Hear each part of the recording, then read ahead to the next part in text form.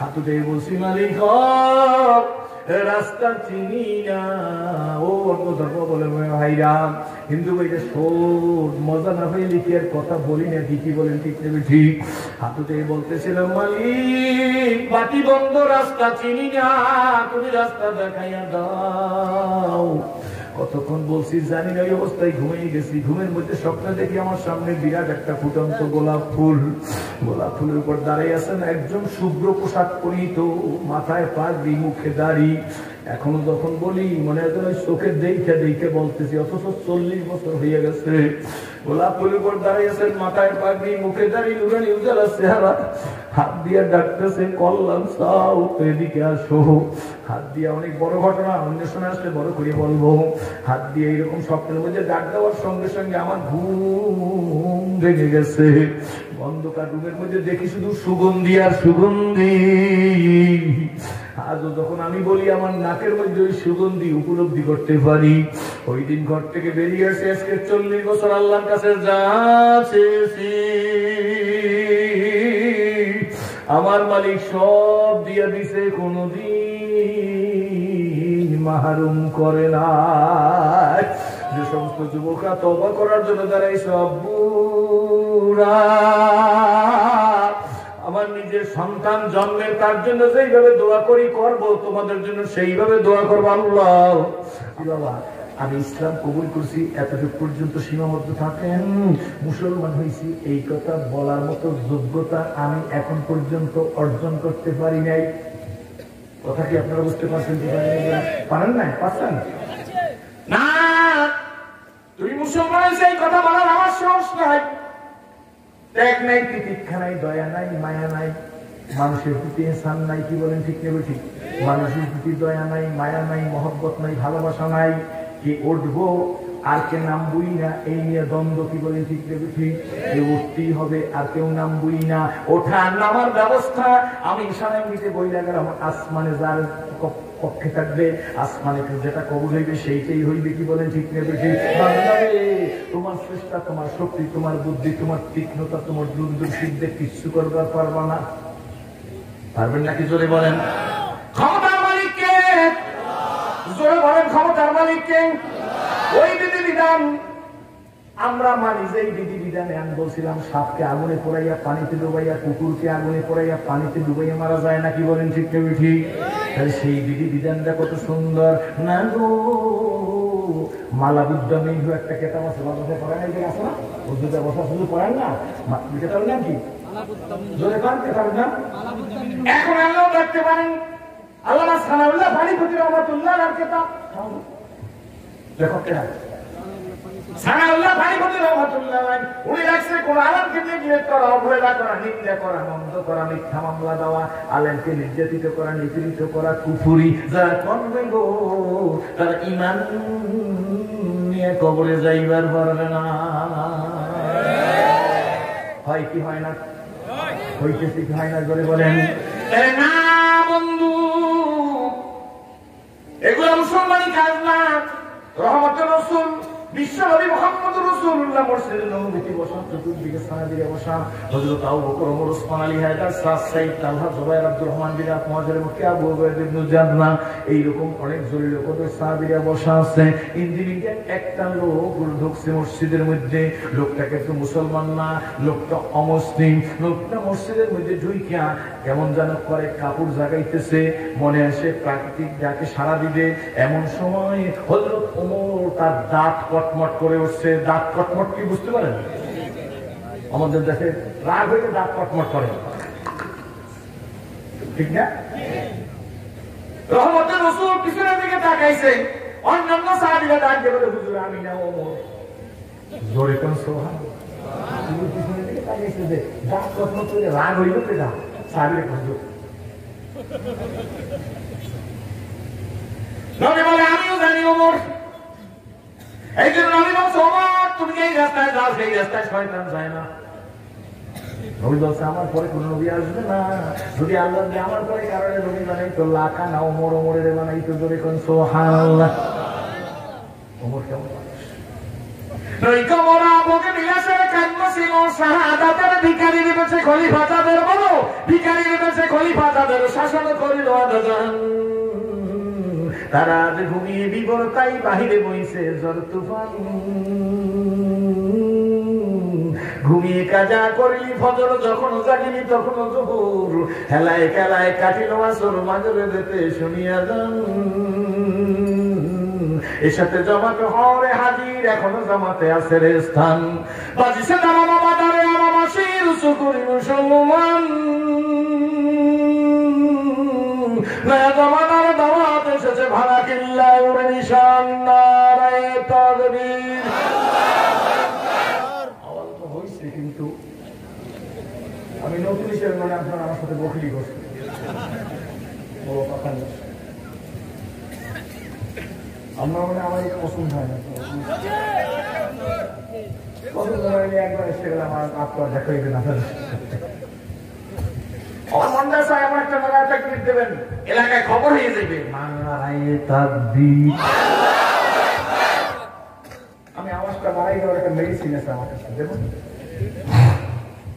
আপনার অনুমতি দিলেন না দেবো দেখবেন যদি আওয়াজ না পারে সভাপতি এমন স্টেজ দেন আমি যদি মেডিসিনে ব্যবহার করতে হয় তাহলে আমার পদ্ধতি মতো ব্যবহার করতে হবে হাতটা মুখ করেন বুড়ারাও করেন ঠকবেন না বুড়া বয়সে এক্সারসাইজ করবেন হাত দাঁড়িয়ে দিবেন থাকবো না থাক আমার হাত যেরকম করবো আপনার সেরকম করবেন একেবারে বুড়ো হয়ে কিন্তু খবর থাকবো না বদ্ধ করে দেখবো এবার জগৎটাকে কেমন করে ঘুরছে মানুষ যুগান্তরের ঘূর্ণি পাকে দেশান্তরের দেশান্তরে জয় দেশান্তরের দেশান্তরে ছুটছে তারা কেমন করে কিসের নেশায় কেমন করে না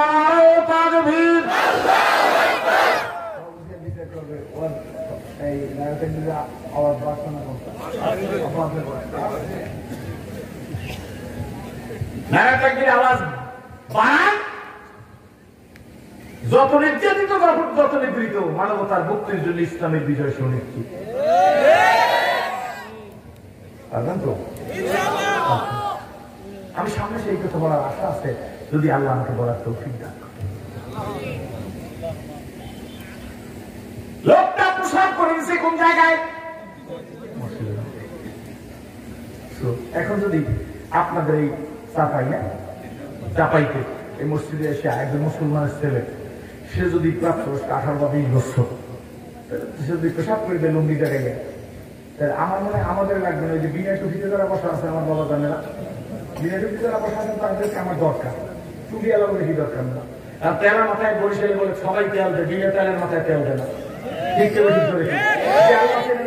রসুল ছিল না দিন ছিল না জিকির ছিল না কোরআন ছিল না মসজিদ ছিল না মাদ্রাসা ছিল না তার প্রতি মেহনত আরো বেশি করবে কি বলেন ঠিক ঠিক তাকে ভালোবাসো আমি তো বলি মাইনাস করেন কারে বেদায়তের বিষয়ে চরম কিন্তু মুসলমান করা হয়েছে আপনি তাকে মাইনাস করবেন না তাকে আঘাত করবেন না ভালোবাসা বিনিময় করেন খান খাওয়ান দাওয়াত দেন হাতে ধরেন পায়ে ধরেন বুঝান পকেটের টাকা খরচ করেন ইনভেস্ট করেন হতে পারে আগামী দিনে আমার চাইতে ভালো মুসলমান সে হয়ে যাবে আপনার হাতে হেদায়েত না হেদায়েতের মালিক কে যদি আপনাদের মসজিদে পেশাব করে তাহলে যে টুপি যাই 3-4 জনে বলবে বেকার নামাজে ত্রুটি থাকতে পারে রোজায় ত্রুটি থাকতে পারে যোগ্য না থাকতে পারে টুপি না থাকতে পারে ওরে মারবো মসজিদের সামনে ওর কবর করিয়ে মাজানো নাম কি বল ঠিক নবী মুহাম্মদ রাসূলুল্লাহ আল্লাহু আকবার আলা খুলুকিন হে নবী আপনি আদিম চরিত্রের মানুষ আদিম চরিত্রের রহমতের রাসূল দেখতেছে ওমর দাঁত কটমট করে আল্লাহর নবী বলে ওমর গো থামো তুমি লেট হিম ফিনিশ তার শেষ করতে দাও লোকটা পেশাব করে গেছে আল্লাহর নবী ডাক দিছে লোকটা কি হ্যাঁ লোকটা কি তুমি মনে ভুল করে বসছো এটা আমাদের সেজদার জায়গা ওইটা আমাদের প্রসাবের জায়গা This is the Islam. লোকটা জানে মসজিদে নবীকে প্রসাদ করা অন্যায়, কিন্তু নবুয়তের সত্যতা প্রমাণ করার জন্য কেমন নবী, কতটুকু ধৈর্য, এটা টেস্ট করার জন্য মসজিদে নবীতে প্রসাদ করতে হবে। তুমি মনে হয় ভুল করে বসছো। এই মুখ দিয়া দুনিয়া জয় করা যায়, এই মুখ দিয়ে মানা করা যায়। কি ঠিক বলেছে? আমাদের তো সেই কোয়ালিটি নেই। আমি বড় হুজুর, আমি এখানে আসছি, সবাই আমার সালাম দেবো, আমি কেন সালাম দেবো? এই চরিত্র হয়ে গেছে। হ্যাঁ, একদিন বড় হুজুর হইতে পারবা, বড় পীর হইতে পারবা, বড় বক্তা হইতে পারবা, বড় মুহাদ্দিস হইতে পারবা, বড় তাফসীরকার হইতে পারবা, বাট তোমার নাম মুসলমানের খাতায় নাই। এবং তোমার সাথে নবীর সাথে জীবনের কোনো মিল নাই। তুমি বক্তা হইছো, কিন্তু তোমার নবী বাজারে নাই তো সালাম দিতে, আর তুমি ওয়েট করো তোমার লোকেরা সালাম দেবে। ইসলামের সাথে তোমার মিল কোথায়?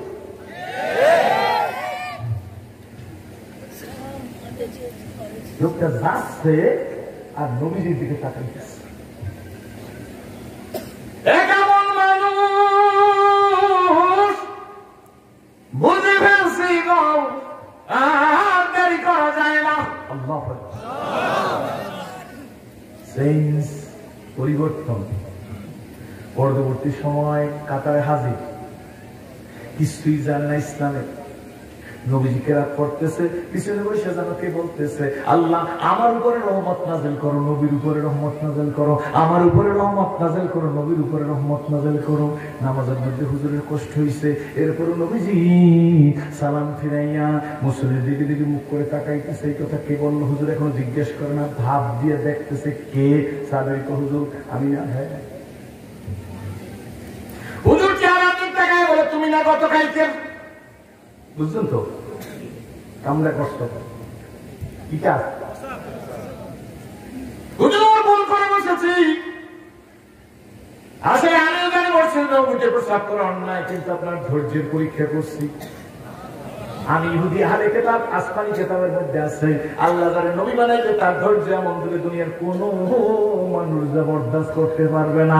আল্লাহ যারা আখিরি পয়গম্বর বানাইবেন তিনি তা বরদাস্ত করতে পারবে। বুঝে গেছে, ইসলাম কবুল করে ফেলছি। আল্লাহ নবী ডাক দিয়ে বলে, তুমি কি বলতেছিলে? হুজুর আমি কিছু জানি না, আমি নামাজে কি বলবো, আমি দোয়া কুনুত জানি না, হুজুর আমি আত্তাহিয়াত জানি না, আমি দুরূদ শরীফ জানি না, আমি কিছুই তো শিখি নাই। সুতরাং দুইটা কথা বুঝে ফেলাইছি। আল্লাহ তুমি আমার উপরে রহমত করো আর নবীর উপরে রহমত করো। নবীজি মুস্কি হাস দিছে। সামান্য তিরমিজির মধ্যে লেখা আছে, আল্লাহ নবী বলেন, আল্লাহ নবী যখন মুস্কি হাস দিত, সামান্য তিরমিজিতে আছে, আছে না হুজুর? সামান্য তিরমিজিতে আছে, নবী যদি মুস্কি হাস দিত, পূর্ণিমার চাঁদের সেইটা আমার নবী পাকের চেহারা খানা উজ্জ্বল হইয়া যাইত। আল্লাহ নবী মুস্কি হাস দিয়ে বলে, বাবা গো না না, তোমার আমার জন্য দোয়া করলে হবে না, সারা দুনিয়ার ইনসানের জন্য দোয়া করার দরকার। আমি বড় মুসলমান, আমি বড় বক্তা, ফিলিস্তিনি মুসলমানরা কি আমার দোয়া পাইতে পারে না? কি বলেন ঠিক নেবে ঠিক? আসলে আমরা আকাবরের দিনের চরিত্রকে ভুলে গেছি। চালাও সে পথে যে পথে তোমার প্রিয়জন গেছে চলি। কি বলেন ঠিক নেবে ঠিক? হুজুর সাল্লাল্লাহু আলাইহি ওয়াসাল্লাম পরে পৃথিবীর মধ্যে প্রথম গোল্ডেন রেফারেন্স পাওয়া মানুষটার নাম সাইয়েদনা হযরত আবু বকর সিদ্দিক। নবীদের পরে প্রথম মানুষ যদি সুন্দর এক নম্বর তিনি আবু বকর সিদ্দিক। আল্লাহ নবী বলেন, আমার আবু বকর জান্নাতি, আমার ওমর জান্নাতি, আমার উসমান জান্নাতি, আমার আলী জান্নাতি। এটা বলছে আমার সাদ জান্নাতি, আমার সাইদ জান্নাতি, আমার তালহা জান্নাতি, আমার জুবাইর জান্নাতি, আমার আব্দুর রহমান জান্নাত, আব্দুর রহমান বিন আবু মুহাজির মক্কি জান্নাতি, আমার আবু উবাইদা ইবনে জাররাহ জান্নাতি। আশারায়ে মুবাশশিরা বলে কোন সুবহানাল্লাহ। কয়জন? বন্ধুরা খুব ভালো করে শুনবেন, আবু বকর সিদ্দিক শহীদ হয়েছে কিনা জোরে বলেন। দ্বিতীয় আবু বকর সিদ্দিকের খেলাফতের পর 2 বছরের কম বেশি।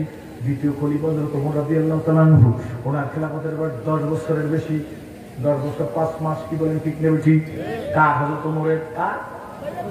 জোরে বলেন। উনি শহীদ হয়েছেন কোথায়? মসজিদে নববীতে। নামাজের কাতার সোজা করিয়া দিতেছে। এমন সময় অন্ধকার অন্ধকার, আজকের মতো এত বিদ্যুৎ ছিল না, ইলেকট্রিসিটি ছিল না মসজিদে নববীর মধ্যে। হযরত ওমরের মতো মানুষ কাতার সোজা করিয়ে দিতেছে। ইহুদি আবু লুলু, কি নাম? বিষাক্ত ছুরি হযরত ওমর রাদিয়াল্লাহু তাআলা পেটের মধ্যে ঢুকিয়ে দিছে। পেটের নাড়িগুলি দিয়ে পড়ে গেছে। আল্লাহ হযরত ওমর রাদিয়াল্লাহু তাআলা ডাক দিছে, আব্দুর রহমান বিন আবু মুহাজির মক্কি আসেননি? লাব্বাইক আসি হুজুর, শত্রু আমার পেটের মধ্যে চাকু ঢুকাইছে, তুমি নামাজটা পড়াইয়া দাও।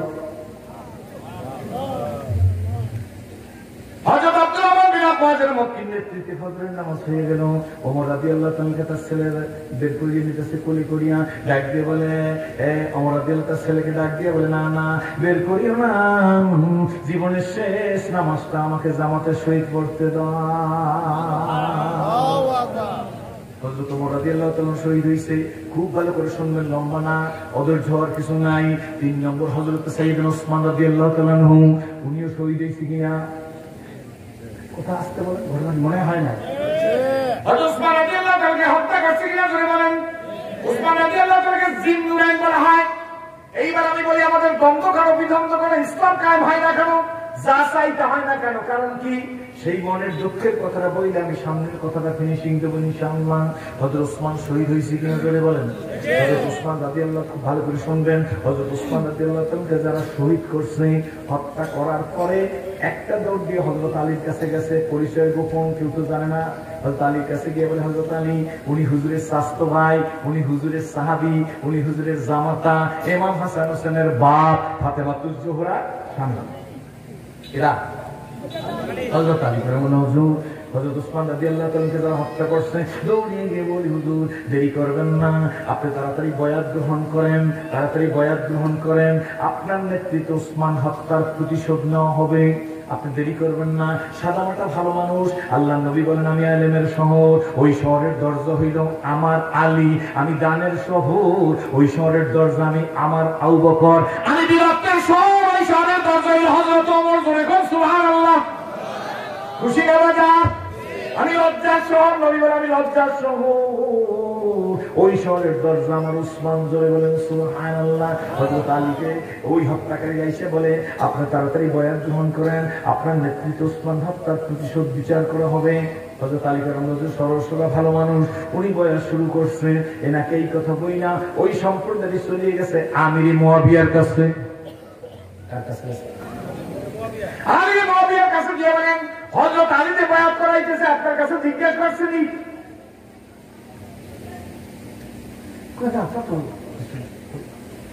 সেখানে বয়াত করায় ওসমান হত্যার বিচার হয়েছে। আপনারা বুঝতেছেন তো কথা? সম্প্রদায় কিন্তু একটাই, যারা মারছে তারা শপথ করাইতে বলতেছে, এরাই যে আমির মুয়াবিয়ার কাছে বলতেছে না, তা তো হয় নাই। হযরত আলী বয়াত করায় কেন আপনি জিজ্ঞেস করেন? যেহেতু ওসমান হত্যার বিচার হয় নাই, এখন উনি বয়াত করাইতেছে বিচার না করাইয়া, সুতরাং আমাদের ধারণা ওসমান হত্যার সাথে হযরত আলীও জড়িত থাকতে পারে। জোরে বলেন নাউজু। কষ্ট হয় না তো আপনাদের? এক ধরনের মানুষ, একই লোক, কি বলেন? ঠিক তবে ঠিক। সুতরাং আপনার কাছে আমরা বয়াত হবো, আপনার নেতৃত্বে ওসমান রাদিয়াল্লাহু তাআলা হত্যার বিচার হবে। ব্যাস দিল বাজাইয়া দিছিনি। হযরত আলী কেমন রাজু আর আমির মুয়াবিয়ার মধ্যে একটু মিসআন্ডারস্ট্যান্ডিং হওয়া সম্ভব কিনা? মুহাম্মদুর রাসূলুল্লাহ সাল্লাল্লাহু আলাইহি ওয়াসাল্লাম was not only a prophet and simple religious leader, but also a prominent politician and first president of the Islamic Republic of Medina. চিৎকার মেরে বলেন নারে তাকবীর। আমরা তো চিন্তা করছি, আমি ছোটখাটো চিন্তা করছি, আগে যা বুঝছি এই কথাটা আপনার সাথে অ্যাপ্রোচ করতেছি, এরপরে আমি ফিনিশিং দেবো ইনশাআল্লাহ। হযরত আলী মুয়াবিয়া, হযরত আলীর এই একটু অন্তর্দ্বন্দ্ব স্বাভাবিক না? খবরদার স্থগিত রাখতে বসে, হে আলী আপনি বয়াত বন্ধ করেন, হযরত ওসমান হত্যার বিচার হবে। তারপরে এই খবর রোম সম্রাট শুনছে। রোম সম্রাট শুনিয়া একটা চিঠি লিখছে হযরত আমির মুয়াবিয়ার কাছে। আমির মুয়াবিয়া কেমন মানুষ? একটা বই বাজার থেকে বাংলায় পড়বেন, ইতিহাসের কাজ করে হযরত মুয়াবিয়া, খুঁজে পড়বেন বইটা। আমির মুয়াবিয়া কেমন মানুষ? পুরো দ্বন্দ্ব বিদ্বন্দ্ব একতলাপি কথা আমি বলবো না, ঠিক আছে তো? জোরে কোন? কোথায় আমাদের ভুল? আপনাদের দেখে ইসলাম কবুল করছি, মনের মাথা বইলে গেল, হুজুর আর কিছু না। আল্লাহ রোম সম্রাট চিন্তা করে এই মুসলমানদের মধ্যে দ্বন্দ্ব বাজাই দিছি। সুতরাং আমির মুয়াবিয়ার কাছে চিঠি লাগে, আমির মুয়াবিয়া কোনো চিন্তা করবেন না, যত টাকা, যত অস্ত্র, যত খাদ্য, যত সৈন্য লাগে আমি দেবো, আপনি আলীর সাথে লাগে। এরকম একটা অফার যদি আমাদের দিত, আমরা মনে করবো আমরা সুখ শান্তি প্যারাডো গাড়িতে চলবো, মুসলমানের দ্বন্দ্ব হোক, আমার কি আপনার যায়? কি বলেন? ঠিক দেবো ঠিক না? আমি আছি যেটা উল্টাইয়া আলাদা কাগজ খরচ করে নাই, পিছন দিকে লেখছেন হে রোমের কুকুর।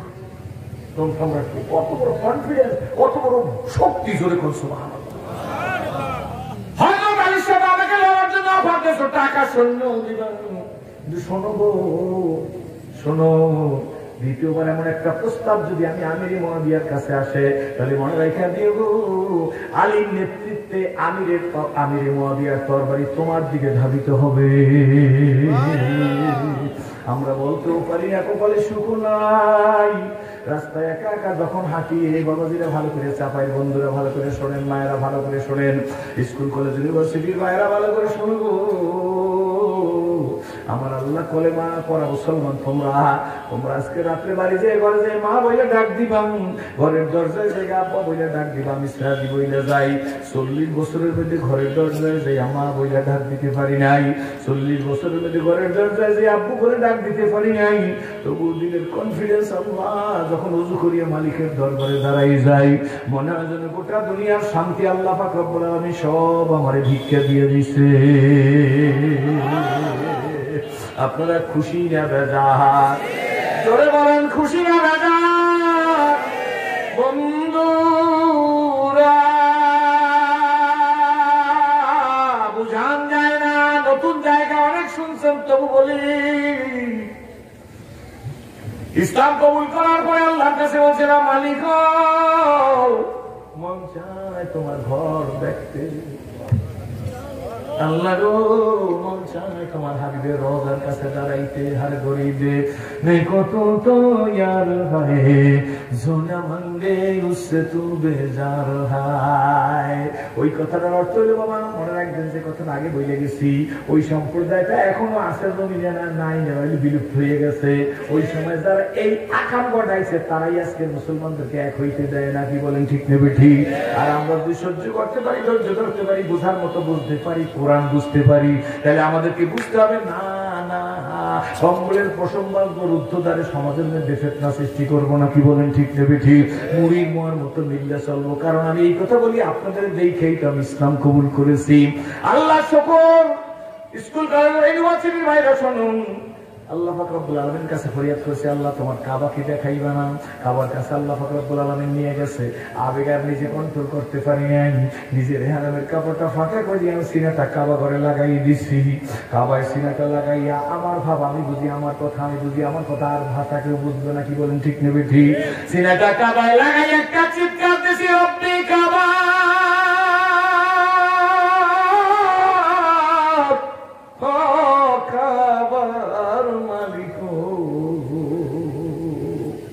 কাবার মালিক কে? যদি বলেন না কাবার মালিক কে?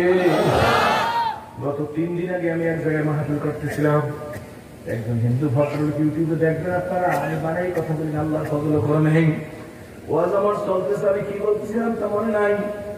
ভদ্রলোকের গলার মধ্যে বইটা ছবি উঠে গেছে, দেখবেন ইউটিউবে বক্তৃতার মাঝখান দিয়ে দৌড় দিয়ে আসছে আমার কাছে, এসে বলে সেরাজি তোমার ওয়াজ বন্ধ করো, পাবলিক মনে করছে শত্রুতা করতে আসছে। আমি তার দিকে তাকাই বুঝে ফেলাইছি, চন্দ্রখানি হেকমতে ইউনানিয়া রাহাম বখা। কোন ঝিনুকের মধ্যে মুখটা থাকে, ঝিনুকের মুখ না করলে বোঝা যায় না। আমি বললাম আপনার কিছু বললেন না, আগে আমি বুঝা লই, আমার কোনো শত্রু নাই। আমি লোকটার দিকে তাকাই বললাম, বাবা ব্রাহ্মণ মানুষ পইতে গলায় দেওয়া না। ডাক দিয়ে বসে আপনি এরকম করেন কেন?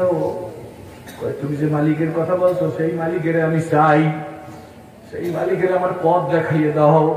আমি আপনি অপেক্ষা করেন, এখন কোনো কথা বলি না, পরে আপনার সাথে কথা হইবে। হাউমাউ করিয়া কান্না শুরু করছেন, লোকরা ধরিয়ে নিয়ে গেছে। ওয়াজের পদমের মধ্যে এসে আমার পা ধরাই যাচ্ছে। আমি বলি আপনি আমার বাবার বয়সী মানুষ, আমি আপনার ছেলের মতো, আপনি এইভাবে করলে আমি অর্ডার করতে পারতেছি না, মানুষ আমাকে খারাপ মনে করবে। ডাকতে বলেছে, রাজি সারা জীবন বুঝি না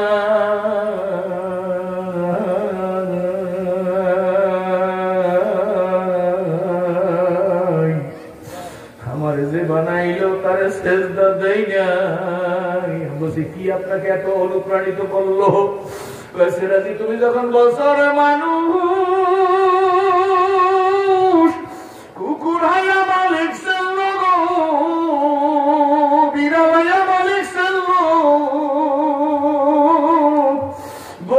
তার মালিক ছিল, তিনি কি চিনি না জোরে বলেন? চাপাই ভাইরা, যাদের বাড়ি কুকুর আছে আমি পরীক্ষা করার জন্য বললাম আজকের বাড়ি চলে যাইবেন।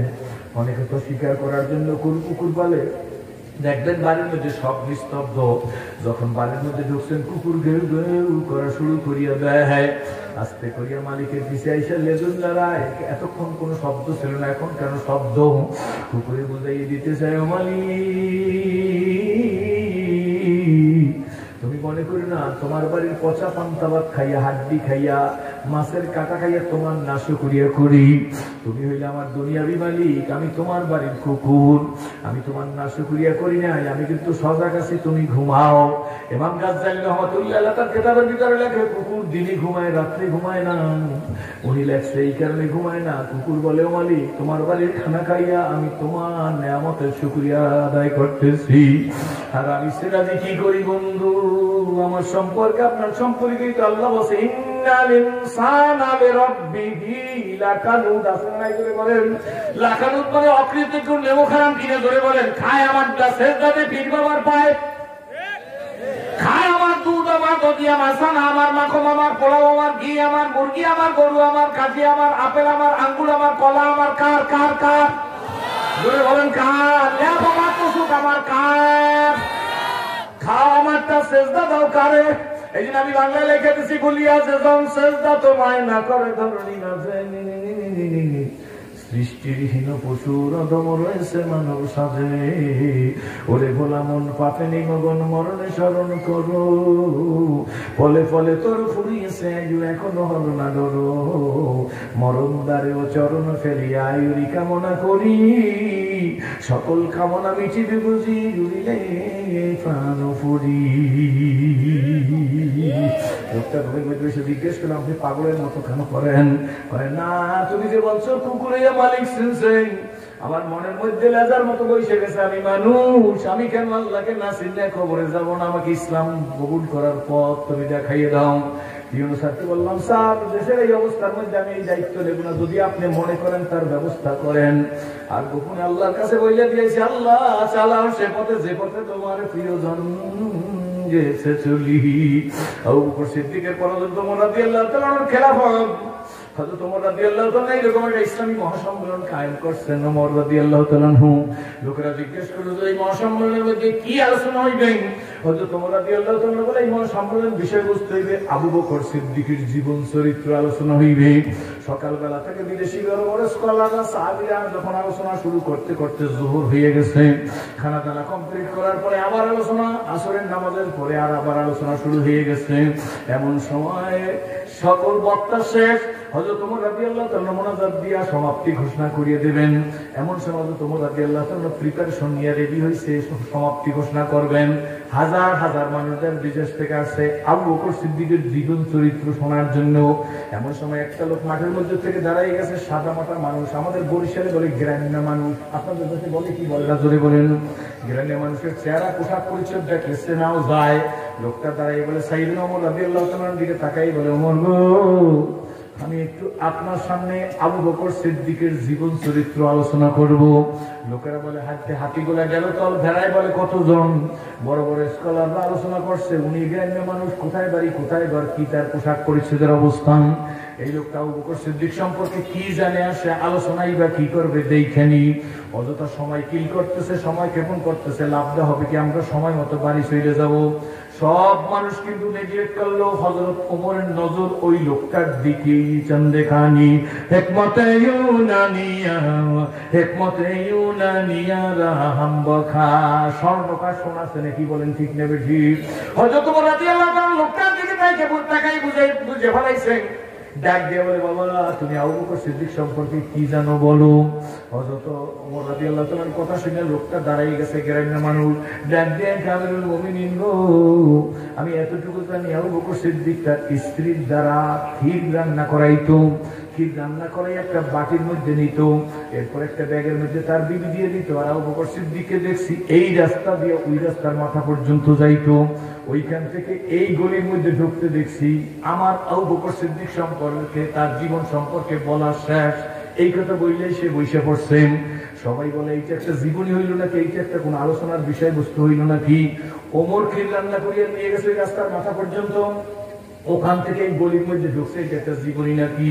কেউ কিছু না বললে ওমর রাদিয়াল্লাহু তাআলা নিজে নিজে চিন্তা করতেছে, আমার ভাই আবু বকর উনি এই রাস্তা দিয়ে গেছে, উনি মানুষদের মধ্যে নবীদের পরে প্রথম স্থান, সুতরাং এর মধ্যে মারিফাত আছে। জোরে কোন সুবহানাল্লাহ। শেষ মিটিং রাত্রবেলা আমিরুল মুমিনিন নিজে বিবি আতেকার সাথে ঘুমে, আমিরুল মুমিনিনের স্ত্রীর নাম আতেকা, কিন্তু আমিরুল মুমিনিন ছটফট করে, ঘুমাইতে পারে না, ডান দিকে যায় বাম দিকে যায়। আমিরুল মুমিনিনের স্ত্রী আতেকা ডাক দিয়ে বলে, আমিরুল মুমিনিন আপনি এমন করতেছেন কেন, ছটফট করতেছেন কেন? হযরতে ওমর রাদিয়াল্লাহু তাআলা ডাক দিয়ে বলে, বিবি বুঝবা না, আমার চোখে ঘুম আসে না, আমার হাতে জাতির নেতৃত্ব, যে যত বড় নেতা তার বিচারও তত বড়, কি বলেন ঠিক নেবে ঠিক? যে যত বড় বক্তা তার কৈফিয়ত তত বড়, কি বলেন ঠিক নেবে ঠিক? যে যত বড় পীর তার কৈফিয়ত তত বড়, ঠিক নেবে ঠিক? জোরে বলেন। যে যত বড় মানুষ তার দায়িত্ব তত বড়। মাননীয় প্রধানমন্ত্রীর কথাটাও ওজনও প্রধানমন্ত্রী, চেয়ারম্যান সাহেবের কথাটাও চেয়ারম্যান, সভাপতির কথাটাও সভাপতি, কি বলেন ঠিক নেবে ঠিক? হযরত ওমর রাদিয়াল্লাহু তাআলা বুঝে ফেলাইছেন, আবু বকর সিদ্দিক হালুয়া নিয়ে কই গেছে জানি না, তবে যেই রাস্তায় গেছে এই রাস্তার মধ্যে কল্যাণ। আমাদের একেবারে ইউনিভার্সিটির আমাদের ওসমানী আলাউদ্দিন সাহেব ওই হাদিস শরিয়াতুল্লাহ ব্রিটিশ খেদাও বিরোধী আন্দোলন করছে, আমরা ওই পথে চলবো, কি বলেন ঠিক দেবো ঠিক? আপনারা রাজি আছেন? দুই হাত চড়াই বলে আল্লাহর প্রতিবাদ করার জন্য কারা রাজি আছেন? ঠিক দেবে ঠিক? জোরে বলেন আল্লাহ তুমি আমাদের তৌফিক দান করো। জোরে বলেন আল্লাহুম্মা আমিন। ভাইজান রাত্র চলে গেছে, সকালবেলা ওমর রাদিয়াল্লাহু তাআলা ঘুম থেকে উঠছে, বিবি আতেকারে ডাক দিছে, আতেকা ও আতেকা। আতেকা বলে, স্বামী আমি কাশি কাশি। বলেন, তুমি একটু ক্ষীর রান্না করো, ক্ষীর রান্না করে বাটিতে দাও, ক্ষীর রান্না করাইয়া স্ত্রীও কেমন, স্ত্রীও কতটুকু ক্ষীর রান্না করবো, চিনি দুধ দেবো কিনা, দুধ বাদে রান্না করবো কিনা, কয়জনকে খাওয়াইবেন, বাড়িতে বসে খাওয়াইবেন না মসজিদে বসে খাওয়াইবেন, কিচ্ছু জিজ্ঞেস করো না, ক্ষীর রান্না করিয়ান। হযরত ওমর রাদিয়াল্লাহু তাআলার হাতে দিছেন, হযরত ওমর রাদিয়াল্লাহু তাআলা ক্ষীরের বাটি হাতে নিয়ে হাঁটতেছেন। খুব ভালো করে শুনবেন, হাঁটতে হাঁটতে ওই রাস্তার মাথায় গেছে, ওই যে গ্রামের লোকটা বসে মাথা পর্যন্ত গেছে, এবার দিকে শোনে ওই যে বইলে গেছে গ্রামের লোকটা, ওই রাস্তা দিয়ে গলির মধ্যে গেছে। হযরত ওমর রাদিয়াল্লাহু তাআলা এই রাস্তা শেষ করিয়ে গলির মধ্যে ঢুকতেছে, অমনি একটা বিরাট দুর্গন্ধ নাকের মধ্যে আসছে, এত বিশ্রী দুর্গন্ধ। হযরত ওমর রাদিয়াল্লাহু তাআলা নাক চাইতে ধরছে, দুর্গন্ধ পাই ওমর রাদিয়াল্লাহু পিছে আসে না, আরো সামনে যায় না। ওই যে গ্রামের লোকটা বলছে, হযরত ওমর এই তো আবু বকর এই হতে গেছে, সুতরাং এর মধ্যে কোনো কল্যাণ রয়েছে। সামনে যাইতে যাইতে দেখে একজন পঙ্গু লোক, বিকলাঙ্গ লোক, হা করিয়া আছে, দাঁতের মাড়িগুলা পচা, জিহ্বাটা পচা, মুখটা পচা, দুর্গন্ধে একেবারে বিশ্রী লাগতেছে। তবু হযরত ওমর রাদিয়াল্লাহু তাআলা সামনে গেছে, গিয়ে দেখে লোকটা চোখেও ভালো দেখে না। এখন হযরত ওমর রাদিয়াল্লাহু তাআলা ওখানে গেছে, ওই পঙ্গু লোকটা জানে না, হযরত ওমর রাদিয়াল্লাহু তাআলা জানে না যে এই পঙ্গু লোকটা ইহুদি। ওমর রাদিয়াল্লাহু তাআলা কিরে মাটি নিয়ে পঙ্গুর সামনে গিয়ে ডাকতেছে, এ পঙ্গু, এ পঙ্গু, ক্ষুধা লাগে নাই? আল্লাহু আকবার। তোমার ক্ষুধা লাগে নাই?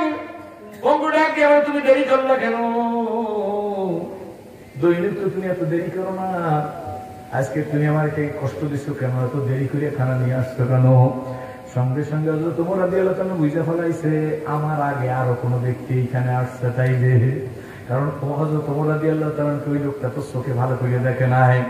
হযরত ওমর রাদিয়াল্লাহু তাআলা হালুয়া বাইর করিয়াম, ক্ষীর বাইর করিয়াম, আস্তে করে হাতের মধ্যে আইনা লোকটার মুখের মধ্যে দিচ্ছে, মুখের মধ্যে দিয়ে বৃদ্ধাঙ্গুলি দিয়ে ধাক্কা দিছে। ইসলাম কেমন ভালো করে বোঝা লাগবে, কি বলেন ঠিক নেবে ঠিক? আমি আপনাদের বুঝাইতে আসেনি, আমার জন্য বুঝাই দিলেন, আমি যেন ইসলাম বুঝা কবরে যাইতে পারি। আমাকে যেন আল্লাহ ইসলাম বুঝা মুসলমান কবরে যাওয়ার মতো তৌফিক দান করে। দুনিয়াতে বড় ওয়াজিব হয়ে কবরে যাইতে চাই না, বড় নাম করে কবরে যাইতে চাই না। যেই বুক বড় আশা নিয়ে জাহান্নামের আগুন থেকে বাঁচার জন্য ইসলাম কবুল করেছি, আল্লাহ যেন ইসলামের উপরে, সেই ইসলামের উপরে ইস্তেকামত থাইকা মরার মতো তৌফিক দান করে। আমার চাপাই মুসলমানেরা, আমি যদি ইসলাম কবুল করতে আসি, মায়ের দিকে হাত জায়গায় বলছিলাম, মা আমি যাই, আমি তো যদি সুযোগ পাই তোমার খেদমত করবো। মা বলছে, আমার কি কোনো অবস্থা নাকি তোমার খেদমত করা লাগবে? তুই তো ভিক্ষে করে খাবি, মাথায় তোর কিছু নাই, তুই ইসলাম কবুল করতে যাও, ভিক্ষুকের দলে যোগ দিতে যাও। আমি ডাক দিয়ে বলছি, মাগো সারা দুনিয়ার বাদশার যিনি বাদশা তার কাছে যাইতেছি, মালিক আমাকে ভিক্ষা করাইবে না। আমি লা ইলাহা ইল্লাল্লাহ সেই কথা বলে হাত জাগাইছি। যখন হাত জাগাইছি এর মধ্যে বাবা বড় ডাক্তার ছিল, আল্লাহ উনি আসতেছে আমাকে হাত জাগাইতে দেখে, উনি তো সুতা তালাশ করতেছে, আমার মধ্যে ইসলামী অনুপ্রেরণা দেখা বাবা কাছে আইসাই বলতেছে, মায়ের সাথে কি বেয়াদবি করছো? আমি বলছি, আব্বু আমি মায়ের সাথে কোনো বেয়াদবি করি নাই, আমি বলছি আমি লা ইলাহা ইল্লাল্লাহ মানছি। বাবা হাতটা ধরিয়ে বলতেছে, বলি না, কোন জায়গায় বলতেও চাই না, মাঝে মাঝে দুই এক জায়গায় মুখ দিয়ে বের হয়ে যায়। হাতটা ধরিয়ে মুখ দিয়ে কয় তো লা ইলাহা বুঝাই দেবো, খয়রাতির বাচ্চা, ভিক্ষুকের বাচ্চা। আমি বলছি, আপনি কোটি কোটি টাকার মালিক, আমি ভিক্ষুকের বাচ্চা হইলাম কেমনে? বলে বেশি বুঝতে পারলাইছো বলি হাতটারে ঘুরানি দিছে, দিয়ে এইখানে পাড়া দিছে। আমি শুধু শুনছি একটা শব্দ হইছে। এই শব্দ শোনার পরে পরবর্তীতে যখন আমার হুঁশ ফিরে আসছে, তখন আমি দেখি আমার ডাইন হাতের মধ্যে ব্যান্ডেজ করা, প্লাস্টার করা, গলার সাথে ফিটা জ্বলে। আমি নিজে নিজে কোনোদিন আফসোসও করি নাই। বলছি, আল্লাহ খাব্বাবের জীবন ইতিহাস শুনছি, খুবাইবের জীবন ইতিহাস শুনছি, বেলালে হাফসির জীবন ইতিহাস শুনছি। আল্লাহ আমি চাই এই অত্যাচারটুকুর জন্য তোমার কাছে আমার দুনিয়ায় কোনো দাবি নাই। কিয়ামতের ময়দানে খাব্বাবের সাথে আমার হাসর করিয়া দিও, খুবাইবের সাথে আমার হাসর করিয়া দিও। বেলালে হাফসির কাতারে দাঁড়ায়, নবীজির কাতারে দাঁড়ায় জান্নাতে যাইতে চাই। বাবা মুসলমানের সন্তানরা ঘাবড়াবেন না। আল্লাহ ওমর রাদিয়াল্লাহু তাআলা যখন ওই লোকটার মনে আছে তো, যখন দিয়ে আসতে করি হালুয়া মুখের মধ্যে দিয়ে আঙ্গুল দিয়ে টিপ দিছে, ওই পঙ্গু লোকটা একটা চিৎকার দিয়ে উঠছে, ডাক দিয়ে বলে, তুমি কে? কোন জালেম নিষ্ঠুর, তুমি আমাকে কিভাবে খানা খাওয়াইলা? হযরত ওমর রাদিয়াল্লাহু তাআলার শরীরের পশম দাঁড়িয়ে গেছে। ডাক দিয়ে বলে, পঙ্গু এই তোমার কি হয়েছে?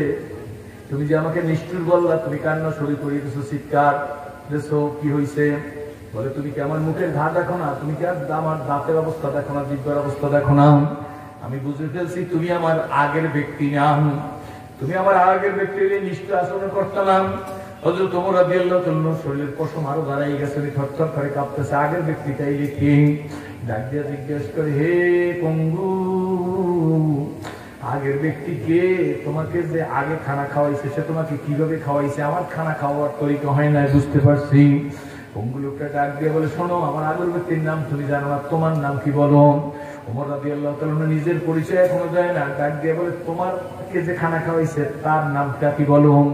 পঙ্গু ডাক দিয়ে বলে, তুমি কি? আমি জানি না, আমি একজন ইহুদি, আমি আসমানি কেতাবে পাইছি মুহাম্মদুর রাসূলুল্লাহ বেদরদের সাথে কি ব্যবহার করবেন। ওনার একজন সাহাবী নাম হবে আবু বকর, তিনি অমুসলিম ইহুদির সাথেও কেমন ব্যবহার করবে লেখা আছে।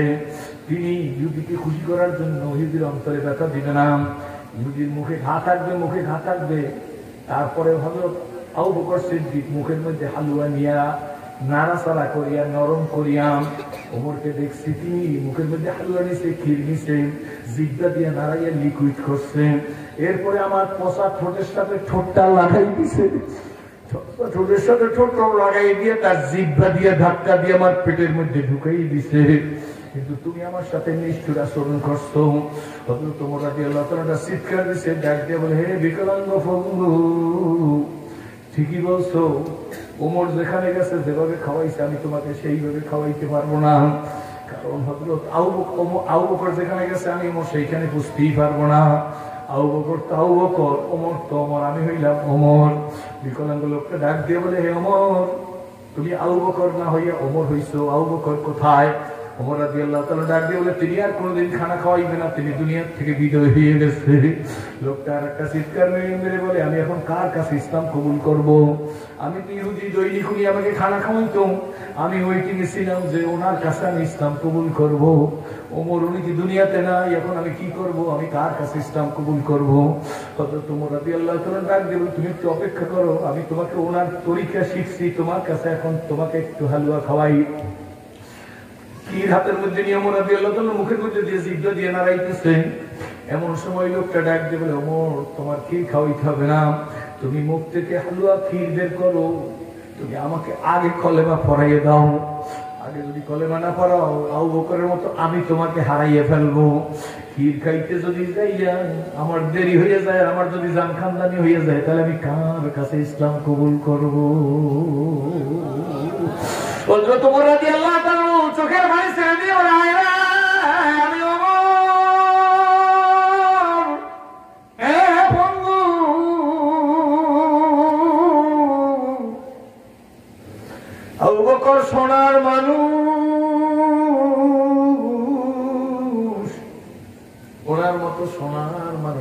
কোনোদিন হবে না। ও আব্বুরা, চাপাই রাজশাহীর মায়েরা, আমি আপনাদের কাছে অনুরোধ করিয়া যাই, ওই পথে আমরা চলতে চাই, রাজি আছেন না নাই? জোরে খন। যদি বেঁচে থাকি আব্বু,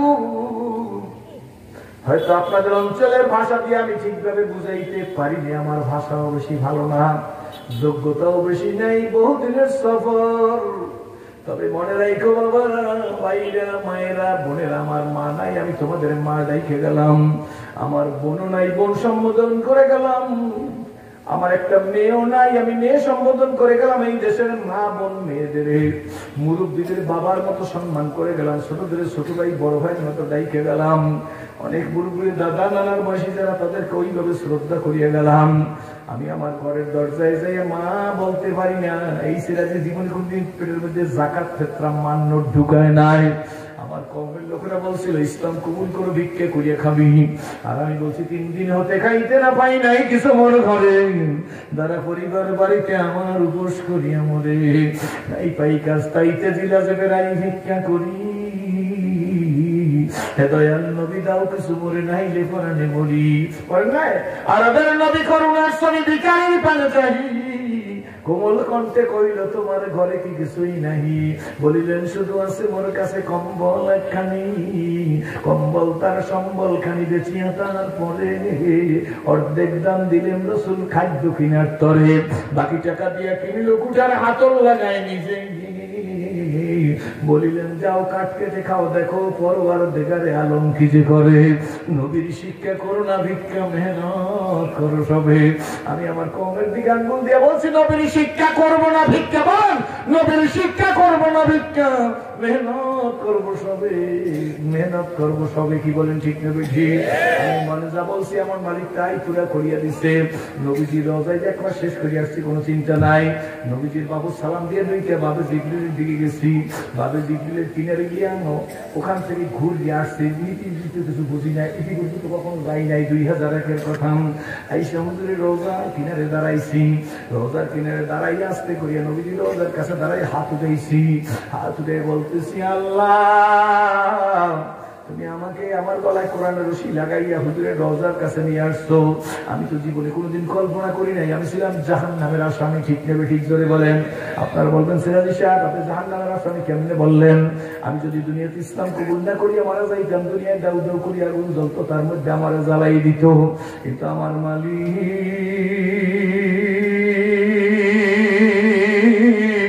আমার গলায় কোরআনের রশি লাগাইয়া স্টেজে আপনাদের হাজির করিয়া দিছে।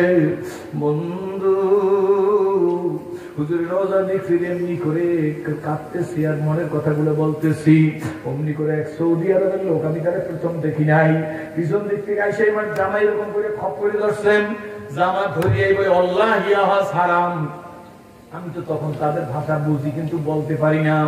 আমি তার দিকে তাকাই বললাম মাফি মালুম, আমি বুঝি নাই তুই কি বলছো। আমার সিনাটা ঘুরেই দিছে, খুব ভালো করে শুনবেন। মদিনাবাসীরা দক্ষিণ দিক ফিরিয়ে নামাজ করে, কারণ মদিনার থেকে দক্ষিণ দিক হইল কাবা। আমার সিনাটা এরকম ধরে আমাকে সরাই দিছে, ডাক দিয়া বলে আল্লাহ হে আজ হে হাজি, আল্লাহর কসম নবীজির কাছে কিছু চাইস না, যা চাওয়ার আল্লাহর কাছে চা। আল্লাহু আকবার। আমার সিনা কাবার দিকে মুখ করিয়ে দিছে, রওজা আল্লাহর কাছে। ও মনে করছে যে আমি রওজা আল্লাহর কাছে চাইতেছি। আমাকে বলে যা চাওয়ার আল্লাহর কাছে চা। জোরে বলেন সুবহানাল্লাহ। আমি আরবিনের দিকে তাকাইয়াছি, তাকাইয়া আছি বড় আমার কপালের মধ্যে একটা চুমা দিছে আইসাম। আমি মনে মনে চিন্তা করলাম দিস ইজ দ্য ট্রুথ। ওদের সব কিছু না থাকলেও একটা জিনিস আছে, শিরক মুক্ত জীবন আছে। কি বলেন ঠিক নেবে ঠিক? ও আমাকে মনে করতেছে আমি যদি নবীজির কাছে কিছু চাইতেছি, এই নবীজির কাছে চাইতেছি মনে করি, এই যে কারাইয়াত মনে করি, ও আমাকে ঘুরে গেছে। কি বলেন ঠিক নেবে ঠিক? আমি আপনাদের হৃদয় বেলা একটা কথা বলে দিতে চাই, ইমান থাকবে স্বচ্ছ ইমান, সীসাগারা প্রাচীরের মতো ইমান। কি বলেন ঠিক নেবে ঠিক? মুসলমানদের মাথা আল্লাহ ছাড়া কারো কাছে নত করে না। কি বলেন ঠিক নেবে ঠিক? আল্লাহ ছাড়া কারো কাছে নত করবো না। কারা রাজি হাত জায়গায় বলেন ইনশাআল্লাহ। আল্লাহ তুমি কবুল করে আল্লাহুম্মা আমিন। বন্ধুরা, ভাইরা, বাবাজিরা, আমি নিজের জন্য কিছু না, শুধু আজকের মাহফিলে ওয়াজ মনে করবেন না, দোয়ার মাহফিল মনে করবেন। এই মনে করিয়া নিজের জন্য না, আমি মুসাফির 3 ব্যক্তির দোয়ার সাথে সাথে কবুল হয়ে যায়। 1 নম্বরে ওয়ালিদাইন মা বাবার দোয়া, 2 নম্বরে মুসাফিরের দোয়া, 3 নম্বরে মজলুমের দোয়া। কি বলেন ঠিক না ঠিক? কি বলতে পারছি আমি না পারছি জানি না। নতুন দেশ আবহাওয়া বুঝি না, কোন ধরনের কথা বললে আপনারা মানবেন, রেসপেক্ট করবেন অথবা রিসিভ করবেন, গ্রহণ করে নেবেন তা আমি বুঝি না। তবে যতটুকু পারছি বলছি, উদ্দেশ্য আপনারা সবাই বুঝছেন যে আল্লাহ আমাদেরকে মিলেমিশে থাকার মতো তৌফিক দান করে দাও। জোরে কোন আমিন। না কোনো দলদলি, আল্লাহ যদি দলদলি করতে থাকি কপালে দুর্ভোগ আছে এই মনে করিয়া সর্বশেষ আপনাদের কাছে বলবো, আমি যদি আর কালকের বাড়ি যাই, আপনারা মাহফিলে এখন মনোযোগ দাও, সঙ্গে সঙ্গে বাড়ি যেয়ে যার মা আছে মা বলে ডাক দেবেন। কি বলেন ঠিক নেবে ঠিক? হাজি সাহেব আমাকে নিয়ে আসছেন, আমি মোবাইলে কোনো মাহফিলে যাই না, এত শত শত মাইল দূর। হাজি সাহেব নাম জানি কি? হাজি সোহেল সাহেব, আল্লাহ থেকে দীর্ঘজীবী করুক। জোরে খানা আমিন।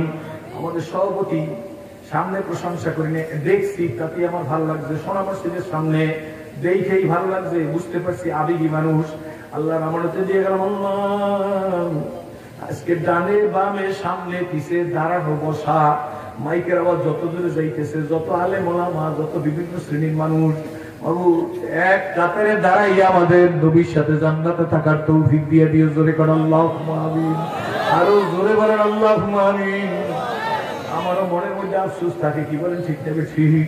আমি আফসোসের কথা বলিব না, অন্য সময় আসবো, ওয়াদা দিলাম। আপনারা যে ব্যবহার দিচ্ছেন, ভালোবাসা দিচ্ছেন, আমি মনে করছি আপনারা বসবেন না, এই জন্য দ্রুততার সহিত এদিক ওদিক কথা এলোমেলো হয়ে গেছে। এরপর আপনাদের কাছে বলি, আমি তো আমার বাড়ি গিয়ে আব্বা বলে ডাক দিতে পারবো না, আম্মা বলে ডাক দিতে পারবো না। 40 বছরের মধ্যে বলতেও পারি নাই, কিন্তু কোনো আফসোস নাই। আজকের মাহফিলে বিদায় বেলায় মাদ্রাসাটার জন্য একটু খেদমত করি আপনাদের নিয়ে আল্লাহুম্মা আমিন বলবো। আপনাদের পায়ের উপর হাত দিয়ে একজন লোক দাঁড়াইবেন না, শুধু সবাই বসে থাকবেন। মনোযোগ করতে রাজি আছেন না নাই জোরে বলেন। আমি আসছি, যদি আপনারা প্রয়োজন মনে করেন আসবো, মুক্ত এলাকার মতো কথা বলবো। আমি আমার বাবার মতো মনে করি একটা লোকের জন্য দোয়া করব। প্রথম একজন লোক আমি দেখতে চাই, কে পারবে? আমার বাবা থাকলে আমি যেভাবে দোয়া করতাম, আমি তাকে আমার বাবার মতো মনে করে দোয়া করব। কোনো কথা নাই বন্ধু, মনটা অনেক বড়, কিছু না জানলেও অনেক বড়। কারণ গভীর রাত্রে নবীজির জীবনী এরকম পড়তেছি, দরজা বন্ধ। নবীজির জীবনী পড়তে পড়তে পড়তে পড়তে আবেগ প্রবণ হয়ে গেছি। দরজাটা বন্ধ করিয়া আস্তে বাতিটা নিভাই দিছি। নবীজির জীবনীটা বুকের উপর রাইখা 2টা হাত উঠাইছি মালিকের দরবারে। 2টা হাত উঠাই ডাক দিছি, মালিক আমি রাস্তা চিনি না,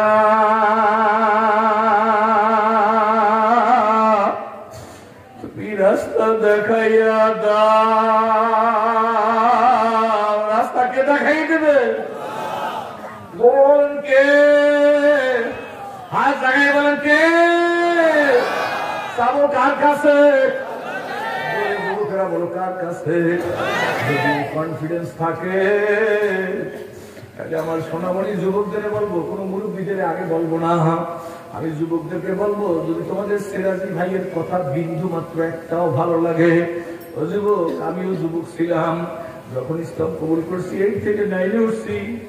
আজকে আমার 50 বয়স, এখন যদি চেহারাটাও ডায়াবেটিস এই হয়, আমি যদি ইসলাম কবুল করছি 13 থেকে 14 বছর, সেই দিন আমার চেহারা কেমন ছিল? জীবনে বিলেট দিয়া দাড়িতে বিলেট লাগাই নাই। আমি কি বাইসে আসি না? আমি কি সুখে আসি না? আমি কি শান্তিতে আসি না? ও সোনামণি যুবকেরা, এই দেশটা ধ্বংস হয়ে গেল গাজা, এই দেশটা ধ্বংস হয়ে গেল ফেন্সির কারণে, এই দেশটা ধ্বংস করে দিতেছে ইয়াবার কারণে। কারণ আন্তর্জাতিক চক্রান্ত। তারা জানে এই দেশের যুব সম্প্রদায় বেশি, যুবকদের মেরিটকে ড্যামালিজ করিয়ে দিতে পারলে এই দেশে আর ইসলাম কোনদিন জাগবে না, ইসলামের কথা বলা লোক থাকবে না। ওদের প্রতিবাদ করার জন্য আমি তোমাদের পায়ে হাত দিয়ে বলি, যুবক তুমি তো ইয়াবার মধ্যে শান্তি খোঁজো, সোনামণি তুমি তো গাজার মধ্যে শান্তি খোঁজো, ঘুমের ইনজেকশন নাও ঘুমের জন্য। আসলে ঘুমাইতে পারছো নি? ঘুমাও নাই, অচেতন হয়ে রইছো। ঘুমের ইনজেকশন নিয়ে যে ঘুম হয় সেটা ঘুম না অচেতন। জোরে বলে সেটা ঘুম না অচেতন। আসলে তুমি ঘুমাইতে পারো নাই, ইয়াবার মধ্যে শান্তি খুঁজছো, শান্তি পাও নাই। আল্লাহর কসম করে বলে যুবক, জীবনের প্রথম অনুভব করে আল্লাহর সামনে দাঁড়াইছি, কিছু দাঁড়িয়ে সেই দিন মসজিদের কিনারে দাঁড়াইছে আমার উস্তাদ, যার কাছে ইসলাম কবুল করেছে, উনি শামসুল হক ফরিদপুরের রহমাতুল্লাহ ছাত্র, ফরিদপুরের নয়নমণি আল্লামা শামসুল হক ফরিদপুরের নাম কে না জানে? 2-3 মিনিট জামাতের বাকি। আমি দেখতেছি আমার ওস্তাদ আমাকে ওযু করাই, গোসল করাই, নতুন কাপড় পরে দাঁড়া করাই দিচ্ছে। দেখি মসজিদের ওয়ালের সাথে মাথা ঠুকতেছে, 2 চোখ দিয়ে দরদর করে পানি পড়তেছে। 2 মিনিট পরে একামত হইবে, নামাজে দাঁড়াই যাব। এই নামাজটা আসরের নামাজ এবং আমার জীবনের প্রথম নামাজ। কাছে গিয়ে বলতেছি, বাবা আপনি মাথা টাকান খাম্বার সাথে এবং আপনার চোখ দিয়ে পানি করে কেন? বলে না এমনি। এমনি বললে আমি নামাজই করবো না। আপনি বলেন কাঁদেন কেন? আপনি ইসলাম কবুল করতে আসছি, ইসলাম কবুল করছি, এখন আমার মনটা ভালো লাগতেছে, আমার এই প্রফুল্ল মনে হইতেছে, আপনি কেন কাঁদেন? সঙ্গে সঙ্গে আমার দিকে ফিরিয়ে আমার কপালের মধ্যে একটা সুমা দিয়ে বলে, সিরাজুল তুমি বুঝবা না। বলছি কি বুঝবো না, বুঝাই বলেন। বলে একটু আগে আমি তোমাকে নিজে ওযু শিক্ষা দিচ্ছিলাম। বলে জি। একটু আগে ওযু করার আগে তো আমি তোমার চেহারার দিকে তাকাইছি, ওযু করার আগে তোমার চেহারার দিকে তাকাই দেখছি চেহারা কেমন ছিল। আমি ওযু করাই তোমার চেহারার দিকে তাকাই দেখি সম্পূর্ণ পরিবর্তন হয়ে গেছে। আমি কাঁদি কেন জানো বাবা? আমি মনে মনে চিন্তা করতেছি, যে মালিক ওযু করিয়া দেওয়ার সঙ্গে সঙ্গে তার চেহারার পরিবর্তন ঘটাইয়া দেয়, সেই মালিক না জানি তার গোলামকে কত ভালোবাসে। হাত ধরে টান দিয়ে বুকে লাগাই কপালে চুমা দিয়ে বলে, এসো বাবা নামাজের কাতারে দাঁড়াও। আমি ডাক দিয়ে বলি, বাবা নামাজের কাতারে তো দাঁড়াইবো, কিন্তু কি বলবো তা তো জানি না। তখন আমার উস্তাদ বলতেছে, কিছু বলা লাগবে না, রুকুতে যাবি, সেজদায় যাবি, আর বলবি মালিক তোমার পলাতক গোলাম তোমার কাছে ফিরে আসছে, তোমার থেকে পালাইছিলাম, তোমার গোলাম তোমার কাছে ফিরে আসছে, তোমার গোলামকে তুমি ক্ষমা করে দাও। সেই দিনের সেজদার মধ্যে আল্লাহর কসম করে বলি, আল্লাহ যে আমাকে শান্তি দিছে, আমি সারা দিন সারা রাত বছর থেকে বুঝাইলেও শেষ হবে না। আমি আমার সম্মানিত যুবক ভাইদেরকে দেখতে চাই, কোন কোন যুবক সেরাজির এই কথা শুনে তৈরি আছো যে সেরাজি একটাই জীবন, একটাই জীবন। জীবন কয়টা? ধরে বলেন কয়টা? একটা জীবন। এই জীবনটাকে কোরআনের সাথে গড়ার জন্য আমি গাঁজা, মদ, ইয়াবা, ফেন্সির থেকে পরেশ নাই খাম, আজ থেকে আমার জীবনকে কোরআনের রূপে গড়তে চাই। এমন যুবক কারা একটু দাঁড়াই দেখাও? এমন যুবক কারা দাঁড়াইতে পারবে? যুবক কারা দাঁড়াই বলবে যে আমি ইসলামের সাথে জীবন করবো?